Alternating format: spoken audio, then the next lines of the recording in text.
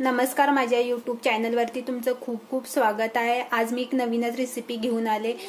काही लोकांनी खाल्ली असेल आणि काही लोकांनी खाल्ली पण नसेल। ज्यांनी खाल्ली नसेल त्यांच्यासाठी हा व्हिडिओ आहे आणि हा व्हिडिओ लास्ट पर्यंत बघा।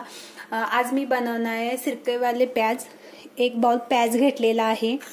हे तेजपत्ता घेतलेला आहे, दालचिनीचे पत्ते, हे दालचिनीचे तुकडे आहेत, हे मीठ आहे, साखर आहे, धने पावडर जिरा पावडर आहे, बीटरूट आहे, व्हिनेगर आहे, हिंग आहे आणि मिरी पावडर आहे। याला जास्त मेहनत काहीच लागत नाही। आणि हा व्हिडिओ लास्ट पर्यंत बघा आणि आमच्या चॅनलला नवीन असाल तर सबस्क्राइब करायला विसरू नका आणि बेल आयकॉनला पण प्रेस करा, म्हणजे आमचे नवीन नवीन व्हिडिओ तुमच्यापर्यंत पोहोचतील। हा आहे एक कांदा घेतलेला आहे, ह्याला आपण 4 भागामध्ये कट करायचा आहे, पूर्ण नाही कट करायचा आहे। तर या पद्धतीने असे हा कांदा कट करून घ्यायचा आहे। अशा पद्धतीने मी सगळे कांदे कट करून घेते। खायला तर खूप छान लागतात, मस्तपैकी। आणि सॉरी, तुम्हाला मिरच्या मी दाखवलेल्या नव्हत्या, 3 या मिरच्या सुद्धा घेतलेल्या आहेत।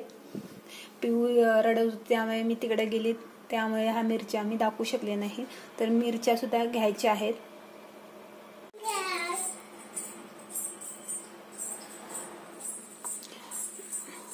मी सगळे कांदे असे व्यवस्थित कट करून घेतलेले आहे, म्हणजे 4 भागामध्ये असे। हा ग्लास घेतलेला आहे, छोटा ग्लास। ह्या छोट्या ग्लास मध्ये अर्धा ग्लास पाणी आहे, ह्याच्यामध्ये ओतायचं आहे।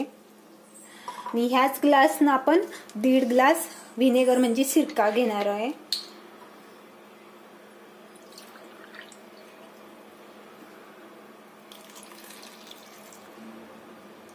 ह्याच्यामध्ये सिरक्याचं प्रमाण जास्त लागतं।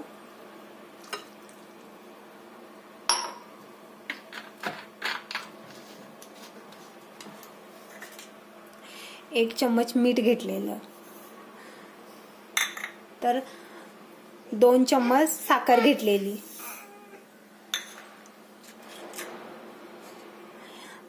आणि तुम्हाला व्हिडिओमध्ये दाखवलेल्या नव्हत्या पहिल्यांदा 3 मिरच्या घेतलेल्या आहेत। हे बीटरूट आहे,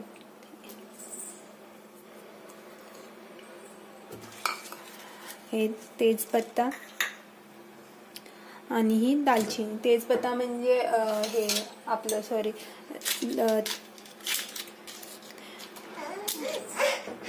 असं त्यामध्ये हे मिश्रण हे करायचं आहे। इकडे पिऊचा आवाज पण येतो, तिला बोलते की मला व्हिडिओ करायचा आहे। ह्याच्यामध्ये आपण आस्की मिरी किंवा मिरी पावडर सुद्धा तुम्ही मिक्स करू शकता। माझ्याकडे आस्की मिरी नसल्यामुळे मी मिरी पावडर मिक्स करते।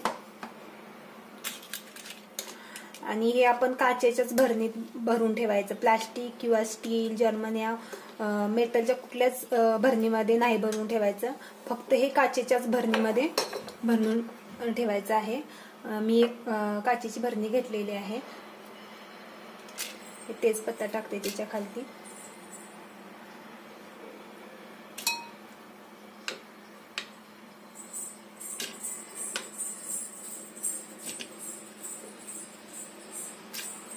आणि हे आपण 3 ते 4 दिवसाने खाऊ शकतो।